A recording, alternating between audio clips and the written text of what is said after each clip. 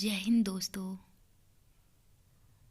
आगे का पृष्ठ इस तरह से। कलाम और उनका परिवार। कलाम का परिवार रामेश्वरम का एक आदर्श परिवार था। दादा दादी, माता पिता और बच्चों में 4 लड़के और 1 लड़की। सबसे बड़े भाई का नाम था मुस्तफ़ा कलाम, उनसे छोटे अब्दुल कलाम, उनसे छोटे कासिम मोहम्मद तथा सबसे छोटे एक और भाई। उनकी एक बड़ी बहन थी जिनका नाम था जोहरा। कलाम जब छोटे थे तभी जोहरा का विवाह उनके पिता के साथ नाव बनाने का व्यापार करने वाले अहमद जलालुद्दीन से हो गया था। अहमद जलालुद्दीन उम्र में अब्दुल कलाम से 15 वर्ष बड़े थे। एपीजे अब्दुल कलाम ने अपनी आत्मकथा अग्नि की उड़ान विंग्स ऑफ फायर में लिखा है कि वह अपने पिता की अनेक संतानों में से एक सुंदर और लंबे माता पिता का घिटने कद का लड़का था, जिसकी शक्ल सूरत से कोई खास आकर्षण नहीं था। यह अब्दुल कलाम के आदर्शवादी संस्कारों के कारण ही है कि उन्होंने अपने आप को मामूली शक्ल सूरत वाला आकर्षणहीन लड़का कहा है, जबकि सच्चाई यह है कि उनके गुणों के कारण उनसे ज़्यादा सुंदर तो हम हिंदुस्तान में ही किसी भी लड़के को नहीं देखते। उनकी छवि भी आकर्षण है। ये गुण, उनका चरित्र, उनके विचार तो असाधारण रूप से आकर्षक है और अनुकरणीय है। हाँ, कलाम की आदतें साधारण बच्चों से थोड़ा सा हटकर थी। बचपन से ही उनमें खेलते रहने, मटर गश्ती करने, यूं ही वक्त जाया करने और शरारत करके मस्ती लूटने जैसी आदतें नहीं थी।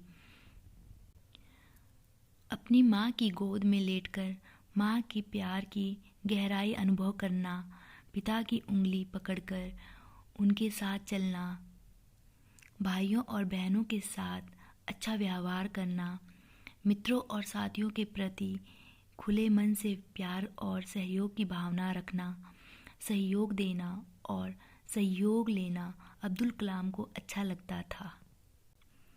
गली में अपने आसपास के बच्चों के साथ वे जमकर क्या भी करते थे। बच्चों का साथ उन्हें अच्छा लगता था। खेल में हर जीत उन्हें होने पर बुरा और अच्छा भी महसूस करते थे। कोई बच्चा जब उनसे मारपीट करने लग जाता तो मारपीट भी करते थे। उस समय वे डरकर भाग नहीं जाते थे, परंतु हाँ, अपनी ओर से उन्होंने कभी किसी बच्चे के साथ मारपीट शुरू नहीं की। उनको उनके परिवार से ऐसे संस्कार मिले थे जो प्यार बांटना सिखाते थे। दूसरों का दिल दुखाकर उन्हें कष्ट पहुंचाकर खुश हो जाने जैसी कोई हरकत वे कर ही नहीं सकते थे। उनका स्वभाव पहले से ही कोमल था, इसलिए बच्चे उन्हें पसंद करते थे, उनके साथ दोस्ती करना चाहते थे, परंतु फिर भी उनकी दोस्ती बहुत सारे बच्चों से नहीं थी।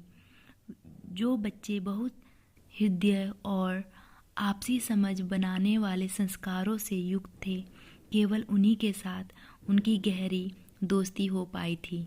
और जो बच्चे चतुर, चालाक और फरेबी स्वभाव के थे, उनके साथ उनकी ज़्यादा नहीं पड़ती थी। कुछ दिन का साथ रहता और छूट जाता था, परंतु बचपन से ही उनके व्यक्तित्व में ऐसी सरलता और मिलनसारिता थी कि कोई भी बच्चा उनकी ओर आकर्षित हो जाता था, उनसे दोस्ती बनाना पसंद करता था। उनके पक्के और गहरे दोस्त केवल 3 थे, रामनाथ शास्त्री, अरविंदन और शिव प्रकाशन। ये तीनों ब्राह्मण परिवारों के थे। इससे यह भी स्पष्ट होता है कि उनके तथा उनके परिवार में हिंदू या मुसलमान जैसी कोई अलग धारणा नहीं थी। वे सब अच्छे इंसान थे। वे एक अच्छे इंसान की तरह मिलजुल कर कम संसाधनों में एक दूसरे का सहयोग करते हुए जीवन जीने और मिल बांट कर खाने में विश्वास रखते थे। परिवार के सदस्यों को अमीर बनाने या अधिक पैसा कमाकर बहुत इज्जतदार कहलाने जैसी सनक भी उनमें नहीं थी। उपनिषदकालीन भारतीय जीवन की संपूर्ण मानवतावादी शैली इस परिवार में सीधी उतर आई थी। उपनिषद काल में भारतवर्ष के लोगों ने एक ऐसी जीवन शैली की स्थापना की थी जिसमें छोटा बड़ा, ऊंच नीच, धार्मिक कट्टरता या धन वैभव, जाति अथवा धर्म के आधार पर अपने आप को दूसरे से श्रेष्ठ मानने अथवा मनवाने जैसी कोई धारणा नहीं थी। संग्रह के स्थान पर मिल बांटकर खाने और आपस में खुला सहयोग करने की शैली में वे पूरा विश्वास रखते थे। उनके केंद्र में मनुष्य और मनुष्यता थी। धन संपत्ति व संसाधनों को वे जीवन का साध्य नहीं, केवल साधन मानते थे। एपीजे अब्दुल कलाम के परिवार और स्वयं कलाम के जीवन का अध्ययन करें तो साफ दिखाई पड़ता है कि वे उसी जीवन शैली और संस्कृति के वाहक रहे हैं। अच्छे विचारों की भूख और प्रकृति से प्यार।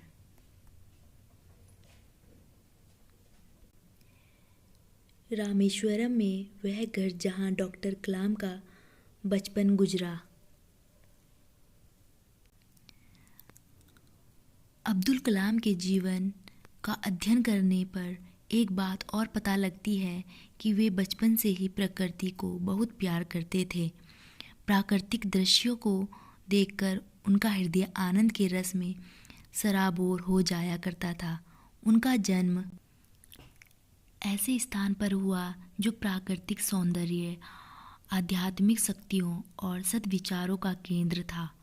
रामेश्वरम जैसे महान तीर्थ स्थल में जन्म लेने, पलने बढ़ने और संस्कारित होने वाले अब्दुल कलाम में इन गुणों का उदय होना स्वाभाविक ही था। परंतु फिर भी सब लोग अपने परिवेश से इतना कुछ नहीं ग्रहण कर पा। अब्दुल कलाम के परिवार ने अपने परिवेश से बहुत कुछ नहीं, शायद सब कुछ ग्रहण किया था। जो अच्छा और आदर्श था वैसे ही गुण अब्दुल कलाम में भी विकसित हुए। सवेरे से लेकर शाम तक रामेश्वरम की चहल पहल का आनंद लेना, शाम को समुद्र में डूबते सूर्य का स्वर्णिम दृश्य देखना और समुद्री लहरों के कल कल नर्तन का दर्शन व श्रवण करना, मंदिर की घंटियों की दूर दूर तक गूंजती ध्वनि सुनकर भाव विभोर हो उठना कलाम को बहुत अच्छा लगता था। रात को खुले आसमान के नीचे सोते और नीले गगन में सितारों की झिलमिलाहट देखते देखते आनंदित हो उठते। अब्दुल कलाम सितारों के बारे में अपनी माँ, अपने पिता और बहन भाइयों से तरह तरह के प्रश्न पूछा करते थे।